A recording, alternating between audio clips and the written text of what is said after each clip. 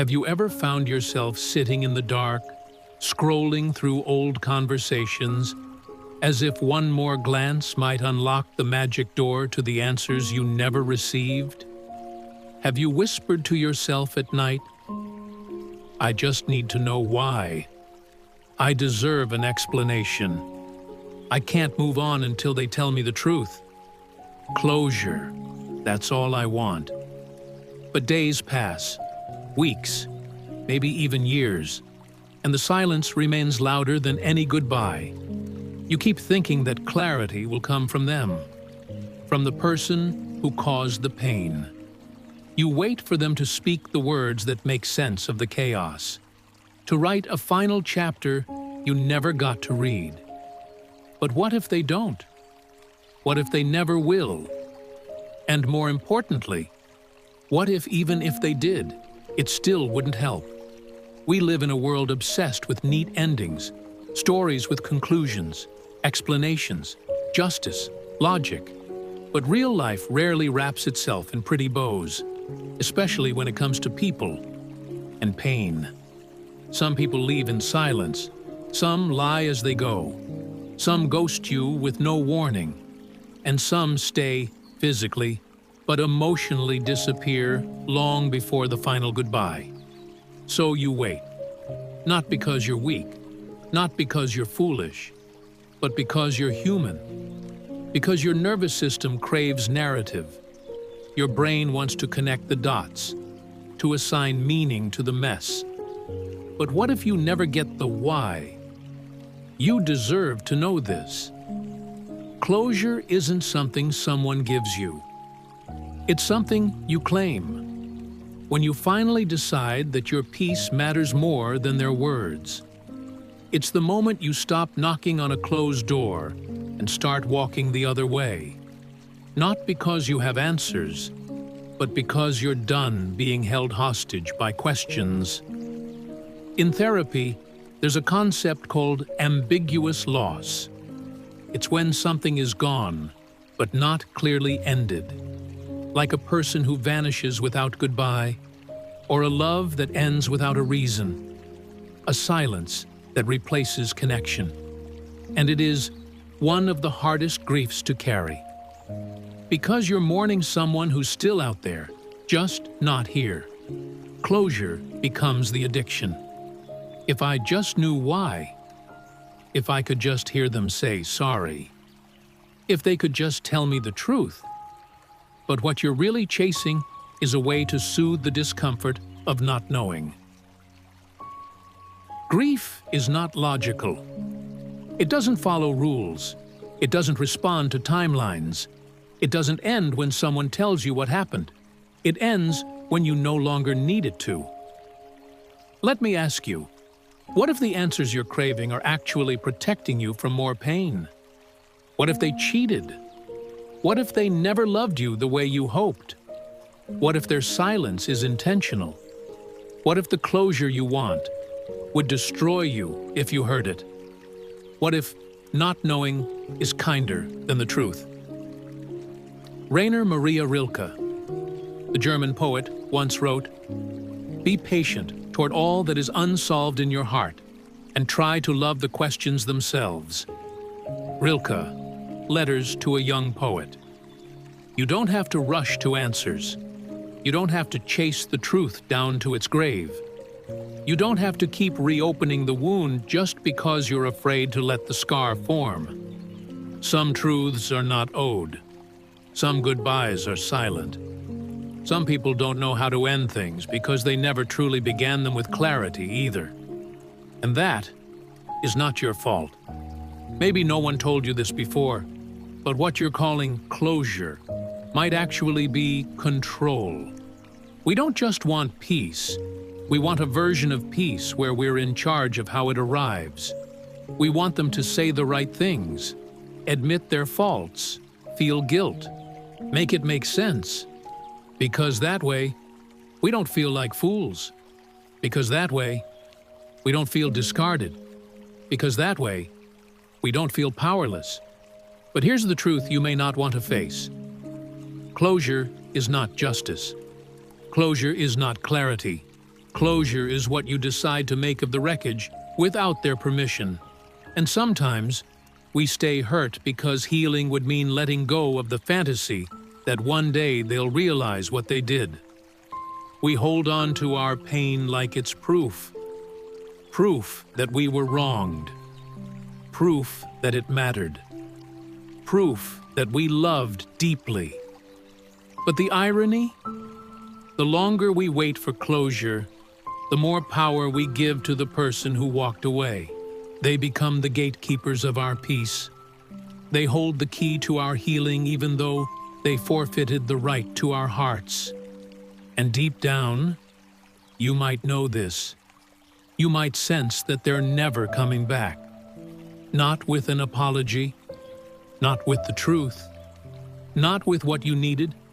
So you rewrite the story. You fill in the gaps. You turn every silence into a sign. You analyze what wasn't said more than whatever was. And you call it love. But it's not. It's emotional limbo. A place where nothing grows, where your energy feeds a ghost who no longer exists.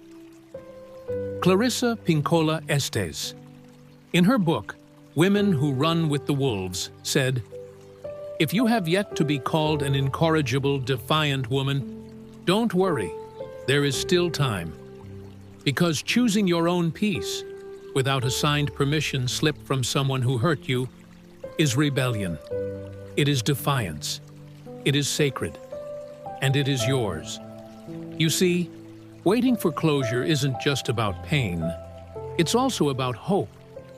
The last thread we cling to. The soft lie we tell ourselves to avoid the brutal truth. It's over. And they're not coming back. But hope can be cruel when it chains us to suffering. And grief can become addictive when it gives us identity. Some people don't need closure. They need courage. To step into the unknown. To heal with the questions unanswered. To live with the silence unanswered. Because healing doesn't always look like understanding. Sometimes it looks like breathing again, without knowing why you stopped. Some people leave in ways that don't feel like endings. They fade out. They ghost. They answer less and less until there's nothing left to say. No goodbye. No, this isn't working. No explanation. And you're left staring at a version of yourself you don't recognize anymore. You question everything. Was it real? Did I imagine the connection? Was I just being used?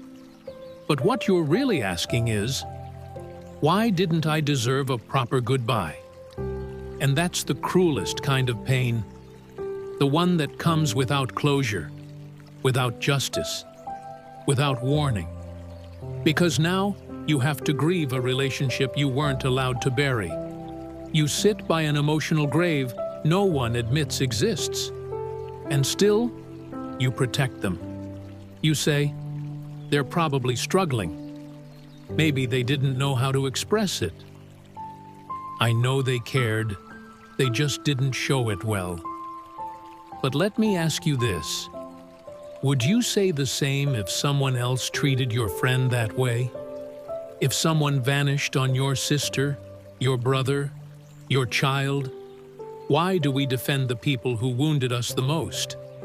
Because sometimes, it's less painful to romanticize the hurt than to admit we were never seen properly. Sometimes we convince ourselves that closure means one last coffee, one last conversation, one last explanation.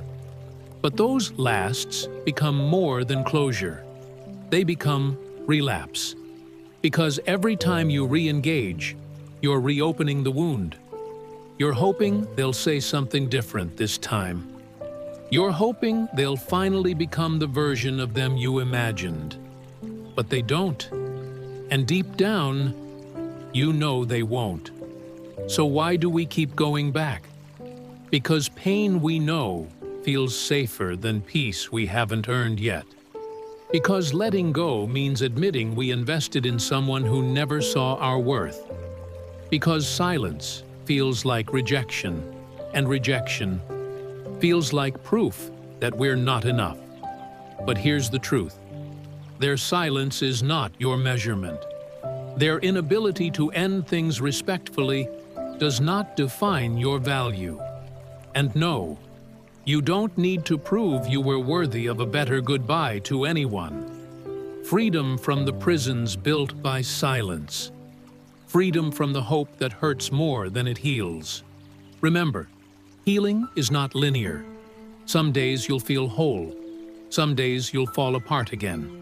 And that's okay, because healing is a process, a quiet unfolding of the soul, a soft, steady reclaiming of your life. If this video touched you, if it felt like a hand reaching out through the silence, please consider subscribing. Like this video. Share it with someone still waiting, because the stories ahead will go even deeper. And the healing they bring will reach places you didn't know were hurting. You deserve to be heard. You deserve to heal. And you deserve to start over, anytime you choose. We'll leave you now with music to calm the nerves and carry the quiet a little longer. Breathe. You're allowed to start over. If this video moved you, feel free to watch it again. Sometimes healing takes more than one listen.